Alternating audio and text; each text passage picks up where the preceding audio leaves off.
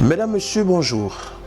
Dans le cadre de notre dossier santé, nous parlons aujourd'hui de l'alcool et la santé. Qu'elle soit régulière ou occasionnelle, une prise excessive d'alcool peut être dangereuse. Pour préserver votre santé, il est important de consommer les boissons alcoolisées avec modération. Qu'est-ce que l'alcool ? L'alcool, également appelé éthanol, acide éthylique ou encore alcool pur, présent dans certaines boissons, est une substance obtenue par la fermentation de fruits, exemple les raisins pour le vin, de grains, le houblon servant à produire la bière, ou de tubercules, exemple les pommes de terre utilisées dans la production de la vodka. La quantité d'alcool pur contenue dans une boisson alcoolisée est indiquée sur l'étiquette de la bouteille en degrés ou en pourcentage pour 100 ml. Plus le degré est élevé, plus la boisson est concentrée en alcool pur. Ainsi, pour une boisson à 12 degrés ou 12%, 100 ml contiennent 12 ml d'alcool pur. Que se passe-t-il dans l'organisme quand on consomme de l'alcool? Après consommation, l'alcool passe rapidement dans le sang, par absorption au niveau de l'intestin grêle.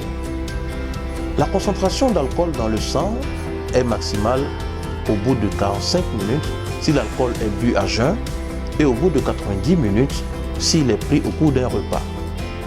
De là, il est transporté en quelques minutes dans tout l'organisme, notamment le cerveau. Puis, l'alcool est éliminé peu à peu à 95% par le foie et à 5% par les reins, l'urine, la peau, la sueur, la salive et les poumons, parlant d'expiration. La vitesse d'élimination de l'alcool est variable d'une personne à l'autre et plus lente chez la femme que chez l'homme. L'alcool n'est pas digéré, donc contrairement à certaines idées reçues, la durée d'élimination de l'alcool ne peut être réduite en buvant du café ou de grands verres d'eau. D'une façon générale, l'option la plus sûre est de ne pas consommer d'alcool dans les situations suivantes. Pendant toute la durée de la grossesse et de l'allaitement de l'enfant, pendant l'enfance, l'adolescence et toute la période de la croissance, en cas de conduite automobile, lors de pratiques de sport, à cause des risques de chute ou de blessure. En cas de consommation de médicaments, car il existe de nombreuses interactions entre l'alcool et les médicaments. L'alcool peut diminuer l'efficacité des médicaments ou en augmenter les effets indésirables. Ainsi, il est recommandé de se référer à la notice des médicaments pris. Quel est l'impact de l'alcool sur le corps? L'alcool est un produit psychoactif, c'est-à-dire qui a un effet direct sur le cerveau. Il peut entraîner diverses manifestations selon la quantité ingérée. À faible dose, l'alcool procure une sensation de détente et d'euphorie, voire d'excitation.